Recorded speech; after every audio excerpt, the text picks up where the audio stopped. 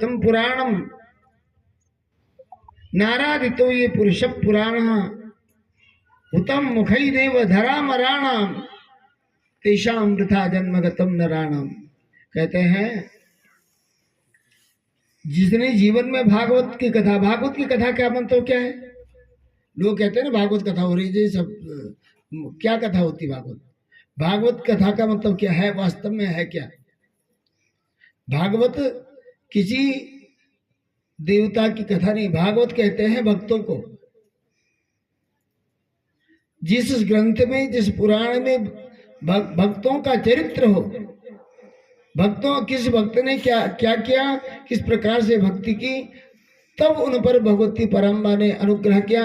दो मार्ग हैं, ये भी जो शाक्त धर्म में, क्योंकि एक वैष्णव संप्रदाय है, एक शाक्त संप्रदाय है। तो जो विष्णु के उपासक हैं उनके लिए श्रीमद् भागवत मुख्य ग्रंथ है, और जो शक्ति के उपासक हैं उनके लिए देवी भागवत मुख्य ग्रंथ। दोनों में 18,000 श्लोक है, दोनों में अंतर कुछ नहीं है, परंतु देवी भागवत में 5 लक्षण है और श्रीमद् भागवत में 10 लक्षण। अन्य पुराणों में 5 लक्षण है, श्रीमद् भागवत में 10 लक्षण है, यही अंतर है। सर्गश्च प्रतिसर्गश्च वंशो मनवंतराणि च वंशानुचरितम चेति पुराणम 5 लक्षणम। ये सर्ग यानी सृष्टि कैसे उत्पन्न हुई। जो लोग आजकल पूछते हैं ना कि पहले क्या हुआ, उसके बाद क्या हुआ, कौन मुर्गा पहले हुआ कि उससे उत्पन्न होने वाली चीज पहले हुई, तो उसी तरह से सारी चीजें कैसे उत्पन्न हुई, ये सर्ग है। सर्ग बनी सृष्टि, प्रतिसर्ग बनी उसका वृद्धि को प्राप्त होना, वंशों का वर्णन, मनवंतरों का वर्णन, और वंशानुचरितम, उन वंशों का चरित्र। यही 5 लक्षण पुराणों के हैं। तो भागवत भक्तों का चरित्र है, भगवती का चरित्र तो होगा ही, परंतु वास्तव में भागवत में जो है भक्तों के चरित्र होते हैं। भगवती के चरित्र, इसलिए भगवती के चरित्रों की प्राधान्यता बताई गई है, क्योंकि जिन जिन भक्तों ने भगवती परम्बा की भक्ति का आश्रय लिया, भक्ति की, उनको क्या क्या लाभ प्राप्त हुए, कि उनको क्या क्या मिला, इसका ही समावेश पूरे श्रीमद् देवी भागवत में समाविष्ट है। उसी तरह श्रीमद् भागवत में किन किन भक्तों पर भगवान कृष्ण की भक्ति की से भगवान अभिभूत होकर के उन पर अनुग्रह किए, और उनको क्या क्या मिला, उसमें जैसे ध्रुव है, प्रहलाद है, उन पर भगवान ने अनुग्रह किया, तभी ऐसे भागवत बने ना। भज गोविंदम भज गोविंदम गोविंदम भज मते, भज गोविंदम भज गोविंदम गोविंदम भज मूढ़मते। कस्तूर को हम कुत आया था, मैं कौन हूँ, कहाँ से आया हूँ, क्यों आया हूँ, मेरा लक्ष्य क्या है, मुझे क्या करना चाहिए इस संसार में।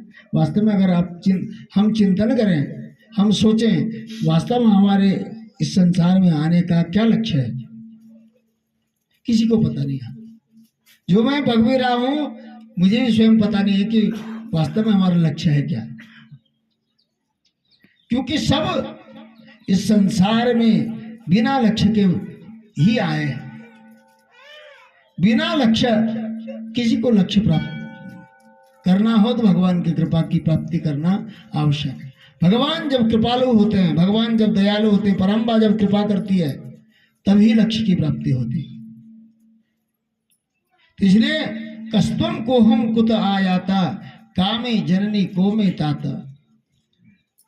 जब संसार में आए तो कौन जननी बनेगी, कौन पिता बनेगा, कौन बंधु बनेगा, कौन सखा बनेगा, कौन गुरु बनेगा, कौन अपने को सुख करने वाला मित्र बनेगा, ये सारी चीजें स्वयं चिंतन करने की हैं और ये सहज रूप से मिलती नहीं है। ये तो प्राक्तन कर्म के हिसाब से मिलती है। प्राक्तन कर्म जो पूर्व जन्म में जो हमने शुभ कर्म किए हैं उन शुभ कर्मों के अनुसार संसार में और सभी व्यवस्थाएं मिलती है।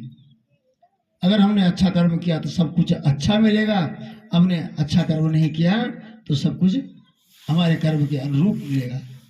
क्योंकि यदि शास्त्र कहता है कि अवश्य में भोक्तव्यम कृतं कर्म शुभाशुभम ना भुंक्ते क्षीयते कर्म कोटि कल्प शतैरपि, तो अगर हमारा शुभ हमको मिलना चाहिए, अगर हम अच्छा करते हैं हमको मिलना चाहिए, तो अशुभ करते हैं तो अशुभ तो मिलना चाहिए।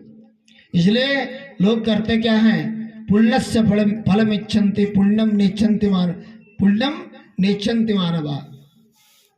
पुण्य का फल तो सब चाहते हैं, परंतु पुण्य करना हर किसी के बस की बात नहीं होती। कदाचित किसी ने थोड़ा पुण्य कर भी लिया तो पुण्य का फल अवश्य मिलता है, परंतु पुण्य करना कोई जानता नहीं, चाहता नहीं है। और पापस्य फल निच्छन्ति, जिस पाप का फल कोई नहीं चाहता है कि पाप का फल हमें मिले, उस पाप को हम करते हैं तो प्रयत्न पूर्वक। कैसे करते हैं? प्रयत्न पूर्वक कैसे करते हैं कि दुनिया न देखे, दुनिया न समझे, दुनिया कोई हमारे बारे में न जाने, और करते हैं छुप करके पाप। तो पाप छुप करके भी करोगे तब भी पाप एक ना एक दिन प्रकट होता है, तो उसका भोग हमें अवश्य भोगना पड़ेगा।